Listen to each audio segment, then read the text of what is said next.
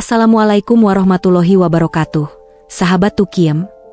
Di sebuah desa terpencil di pedalaman Sumatera bernama Singgalang, kehidupan berjalan lambat tetapi penuh kedamaian. Desa ini dikelilingi oleh hutan tropis yang lebat, dengan pohon-pohon menjulang tinggi dan suara alam yang menjadi latar belakang kehidupan sehari-hari.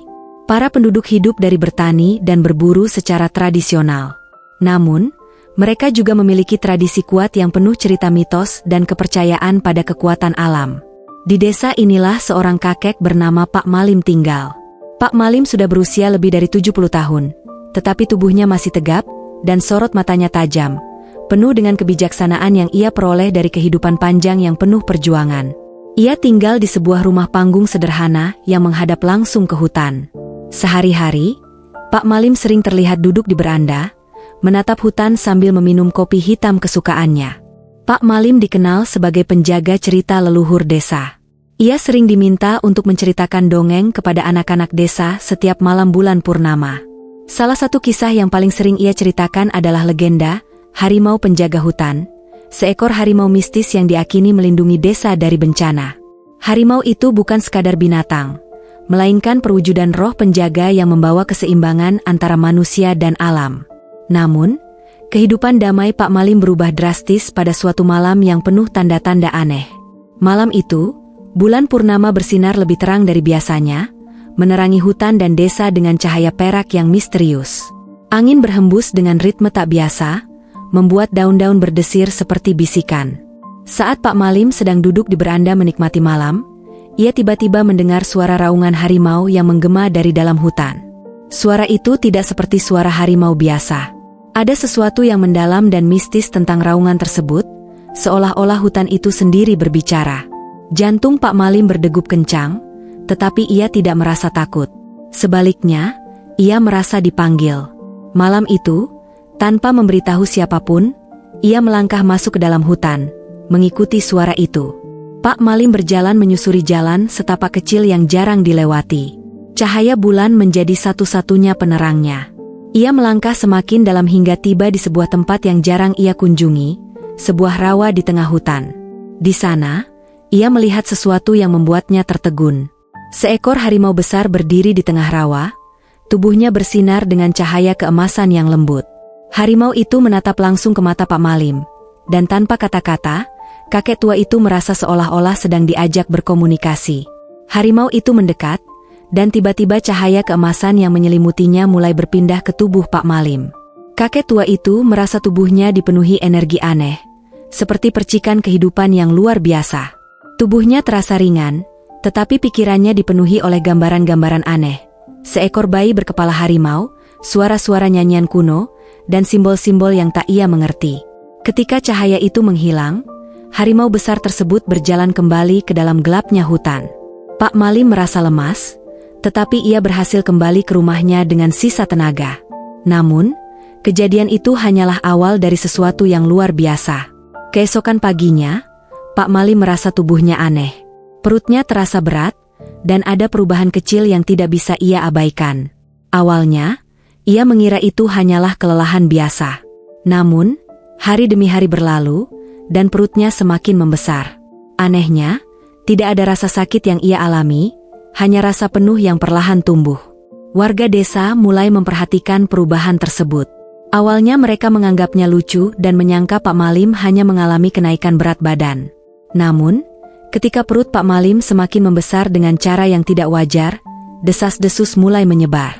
"Apakah Pak Malim terkena kutukan hutan?" bisik seorang ibu-ibu di pasar. "Jangan-jangan ini pertanda buruk," kata yang lain. Pak Malim sendiri tidak tahu apa yang terjadi. Ia hanya mengingat pertemuannya dengan harimau bercahaya di rawa malam itu. Ia merasa bahwa apa yang ia alami bukan sekadar fenomena biasa.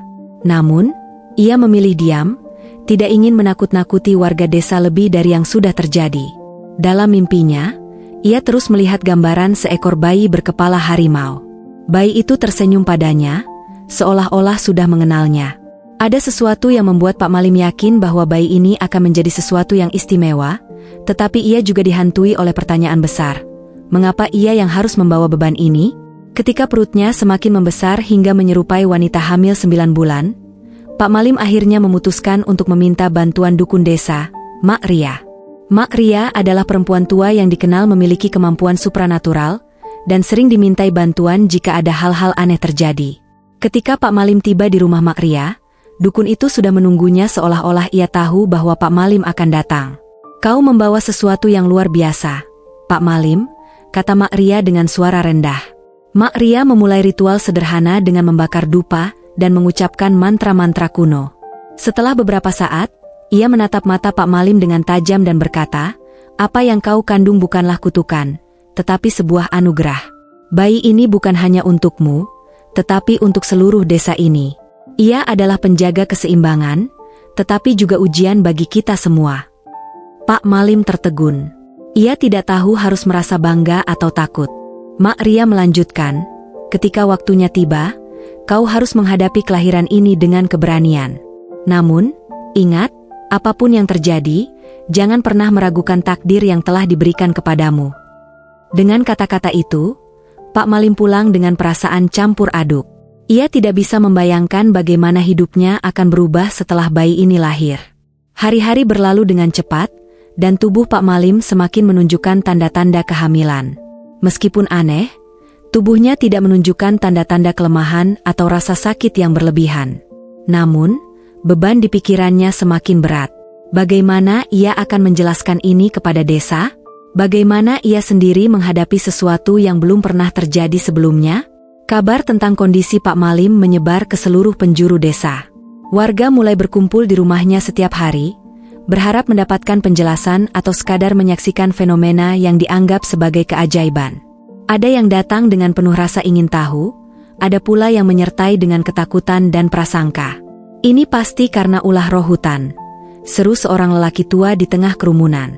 "Tapi kalau benar, mengapa itu terjadi pada Pak Malim? Bukankah dia orang yang paling bijak di desa?" balas yang lain. Pak Malim tetap tenang meskipun ia merasa sorotan mata para penduduk semakin tajam. Di tengah situasi yang kacau, hanya Mak Ria yang memberikan dukungan penuh kepadanya. Sang dukun datang hampir setiap hari, membawa ramuan herbal dan memastikan bahwa kehamilan Pak Malim berlangsung dengan lancar. Pada malam bulan purnama berikutnya, sesuatu yang luar biasa terjadi. Langit Singgalang terlihat berbeda dari biasanya. Bulan tampak lebih besar dan bersinar dengan cahaya kehijauan yang aneh. Angin membawa aroma basah dedaunan hutan, dan suara-suara malam terasa lebih hidup dari biasanya. Pak Malim sedang duduk di beranda rumahnya, ditemani oleh Mak Ria, ketika ia merasakan getaran aneh di tubuhnya. "Waktunya sudah tiba," ujar Mak Ria dengan tenang. Ia membantu Pak Malim masuk ke dalam rumah dan menyiapkan tempat tidur dengan hati-hati. Sementara itu, warga desa yang melihat bulan hijau mulai berkumpul di sekitar rumah Pak Malim. Mereka membawa lentera dan berbisik-bisik, takut sekaligus penasaran dengan apa yang akan terjadi. Proses kelahiran berlangsung dalam suasana yang sangat mistis. Mak Ria memimpin dengan mantra-mantra yang ia ucapkan dalam bahasa kuno. Tubuh Pak Malim bercahaya samar, dan ia merasakan gelombang energi yang tak pernah ia rasakan sebelumnya. Akhirnya, setelah beberapa jam penuh perjuangan, terdengar suara tangisan bayi, tetapi suara itu berbeda. Tangisan itu seperti perpaduan antara suara bayi dan raungan kecil seekor harimau. Warga desa yang mendengar suara itu membeku di tempatnya. Ketika Mak Ria mengangkat bayi itu, seluruh ruangan dipenuhi cahaya lembut berwarna emas. Bayi tersebut memiliki tubuh manusia yang sempurna, tetapi kepalanya adalah kepala seekor harimau dengan bulu oranye yang indah, dihiasi pola garis-garis hitam yang tampak seperti ukiran seni. Mata bayi itu bersinar kehijauan, mencerminkan kebijaksanaan yang jauh melampaui usianya. Mak Ria menatap bayi itu dengan penuh rasa hormat. "Inilah dia," katanya pelan. "Anugerah dari alam, penjaga keseimbangan antara manusia dan hutan." Ketika pagi tiba, kabar tentang kelahiran bayi berkepala harimau telah menyebar ke seluruh desa. Warga yang awalnya hanya berbisik-bisik ini tidak dapat lagi menahan rasa ingin tahu mereka. Mereka berkumpul di depan rumah Pak Malim, berharap dapat melihat bayi tersebut. Pak Malim, yang kini merasa lebih kuat meskipun tubuhnya lelah, berdiri di depan pintu rumahnya. Ia menggendong bayi itu dengan penuh kasih sayang. Ketika ia menunjukkan bayi tersebut kepada warga, suasana menjadi hening. Ada yang menangis haru, ada yang sujud dengan rasa hormat, tetapi ada juga yang ketakutan. Apakah ini berkah atau bencana? Bisik seseorang di tengah kerumunan. Mak Ria maju ke depan, suaranya lantang dan tegas. Bayi ini adalah penjaga yang telah lama ditunggu. Jangan pernah melihatnya sebagai kutukan. Kehadirannya adalah peringatan bahwa kita harus menjaga keseimbangan dengan alam. Namun, tidak semua warga dapat menerima kenyataan itu. Seorang pemuda bernama Darman, yang dikenal keras kepala dan sering menentang tradisi desa, maju ke depan. Bagaimana jika bayi ini membawa kehancuran? Bagaimana jika ia adalah harimau jelmaan yang akan membunuh kita semua? Keraguan mulai menyebar di antara warga, tetapi Pak Malim tetap berdiri dengan tenang. Aku yang diberi tanggung jawab ini, katanya dengan suara mantap. Dan aku akan memastikan bahwa anak ini tumbuh menjadi simbol harapan, bukan ketakutan. Hari-hari berikutnya menjadi masa adaptasi bagi Pak Malim dan bayi istimewanya. Ia menamai bayi itu Singa Malam, yang berarti penjaga malam. Nama itu dipilih karena tangisan bayi tersebut hanya terdengar di malam hari, mengingatkan pada raungan harimau yang menjaga hutan dari dalam kegelapan. Singa Malam tumbuh dengan cepat, jauh lebih cepat dari bayi manusia biasa. Dalam beberapa minggu, tubuhnya sudah menunjukkan kekuatan luar biasa. Kepalanya yang berbentuk harimau membuatnya memiliki insting tajam. Tetapi di balik penampilan tersebut, ada kelembutan yang membuat Pak Malim yakin bahwa anak ini memang ditakdirkan untuk sesuatu yang besar. Pak Malim sering membawa Singa Malam ke pinggir hutan, berbicara kepadanya tentang pentingnya menjaga harmoni antara manusia dan alam. Hutan ini adalah rumahmu, katanya suatu hari. Kau adalah jembatan antara dunia kami dan dunia mereka. Jangan pernah lupakan itu. Namun, tidak semua orang di desa senang dengan keberadaan Singa Malam. Beberapa warga, yang dipimpin oleh Darman, mulai merencanakan sesuatu.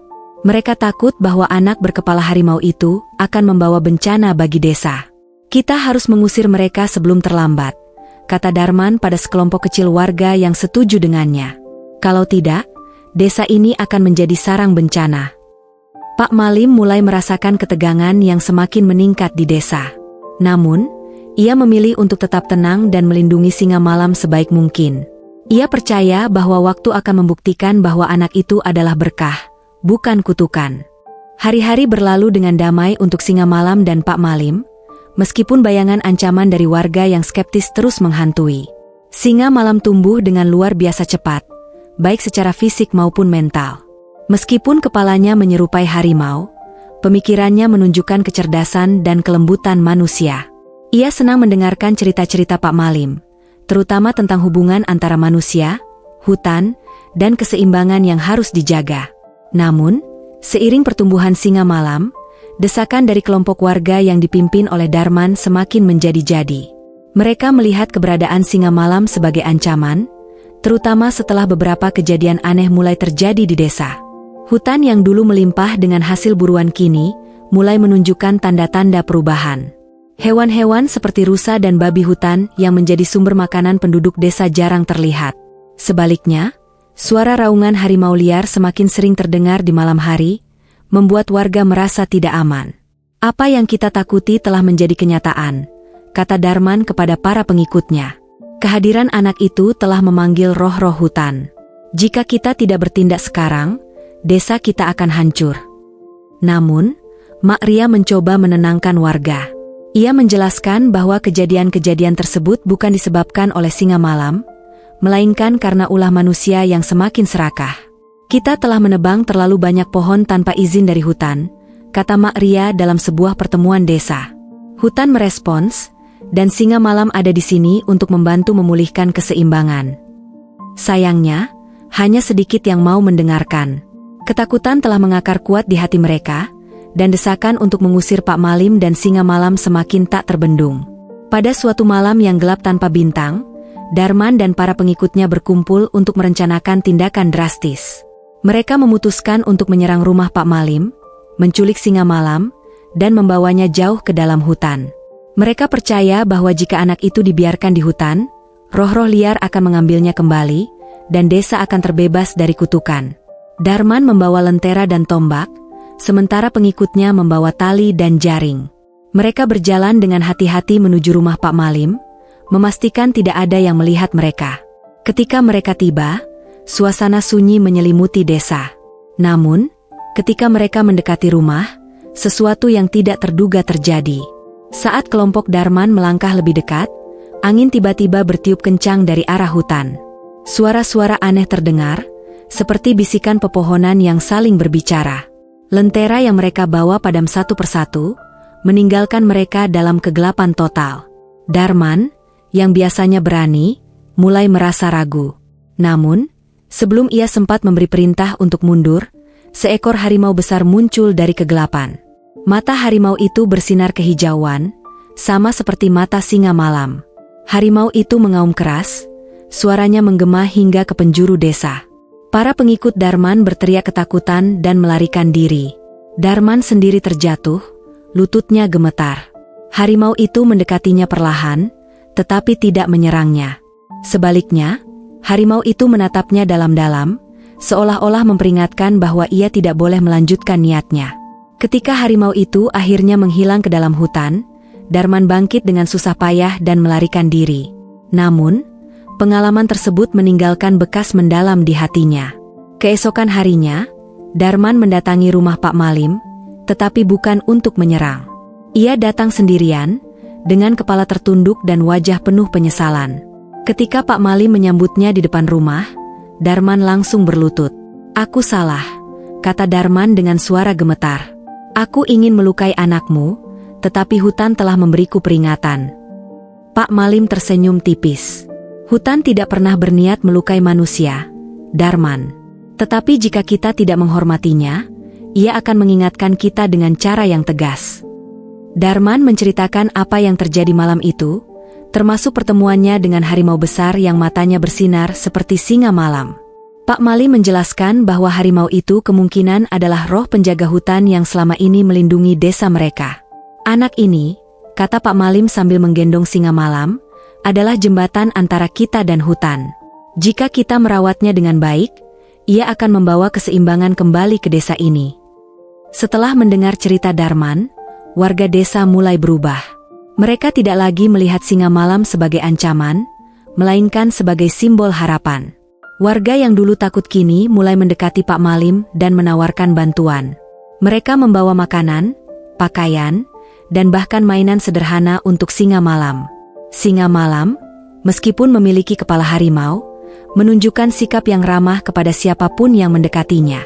Ia bermain dengan anak-anak desa, membantu warga membawa hasil panen, dan bahkan menunjukkan tempat-tempat di hutan yang masih kaya akan sumber daya. Dalam waktu singkat, desa Singgalang kembali hidup dengan damai.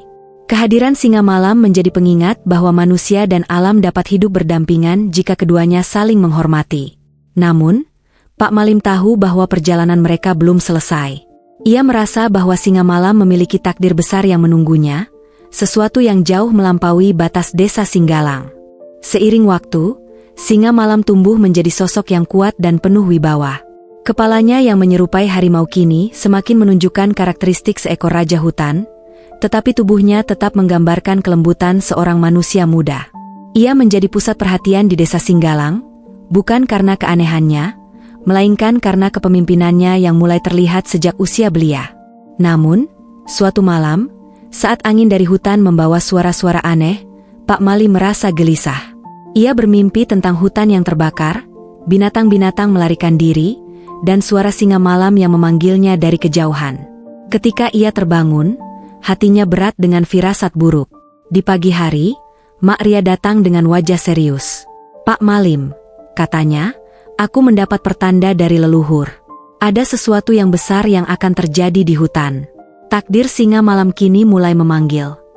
Pak Malim tidak kaget, meskipun hatinya berat menerima kenyataan itu. "Apa yang harus aku lakukan, Mak Ria?" tanyanya.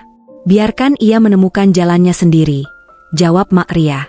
"Hutan memanggilnya, bukan untuk menghancurkannya, tetapi untuk memintanya menjadi penjaga yang sejati. Kau harus percaya bahwa ia akan tahu apa yang harus dilakukan." Beberapa hari kemudian, warga desa mulai melaporkan kejadian aneh di hutan. Pohon-pohon tua yang sebelumnya kokoh tiba-tiba tumbang, sungai kecil yang mengalir deras kini hampir kering, dan binatang-binatang yang biasanya damai mulai bertingkah agresif. Bahkan, suara harimau liar yang dulunya menenangkan kini berubah menjadi raungan penuh amarah. Singa malam, yang biasanya tenang, mulai menunjukkan tanda-tanda kegelisahan. Ia sering menatap ke arah hutan dengan tatapan tajam, seolah-olah mendengar sesuatu yang tidak dapat didengar oleh manusia biasa. Suatu malam, ia mendekati Pak Malim. "Ayah," katanya dengan suara yang dalam tetapi lembut, "aku harus pergi ke hutan. Mereka memanggilku." Pak Malim mengangguk, meskipun hatinya berat. "Aku tahu saat ini akan datang, anakku. Pergilah, tetapi ingatlah, kau tidak sendiri. Hutan adalah temanmu, dan desa ini adalah keluargamu. Kami akan selalu menunggumu kembali." Singa malam berangkat di pagi hari berikutnya, dengan Pak Malim dan beberapa warga mengantarnya hingga ke tepi hutan.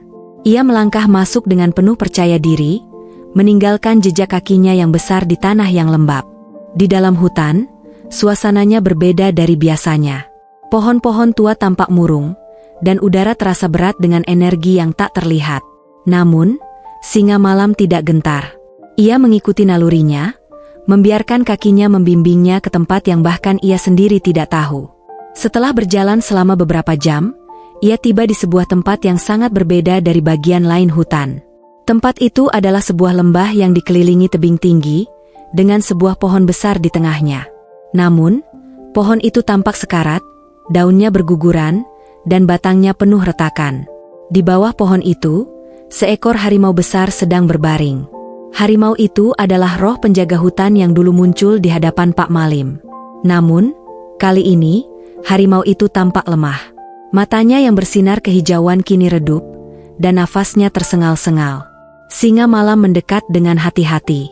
Ketika ia tiba, harimau besar itu membuka matanya dan menatapnya dengan penuh arti. "Kau akhirnya datang," kata harimau itu dengan suara dalam yang menggema di pikiran singa malam. "Apa yang terjadi di sini?" tanya singa malam. "Hutan ini sedang sekarat," jawab sang penjaga. "Manusia telah melupakan perjanjian lama mereka dengan alam. Mereka menebang pohon-pohon suci, mencemari sungai, dan memburu binatang-binatang tanpa izin. Aku telah melindungi hutan ini selama ratusan tahun, tetapi kekuatanku semakin melemah. Kini, tugas itu harus kau lanjutkan." Singa malam merasa berat menerima tanggung jawab itu. "Bagaimana aku bisa melakukannya? Aku hanya seorang anak, meskipun aku berbeda." "Kau lebih dari itu," jawab harimau besar itu. "Darah manusia dan roh harimau mengalir dalam tubuhmu. Kau adalah jembatan antara dua dunia. Hutan akan memberimu kekuatan, tetapi kau harus membuktikan bahwa kau pantas mendapatkannya." Harimau besar itu memberi singa malam 3 tugas untuk membuktikan kemampuannya sebagai penjaga baru hutan.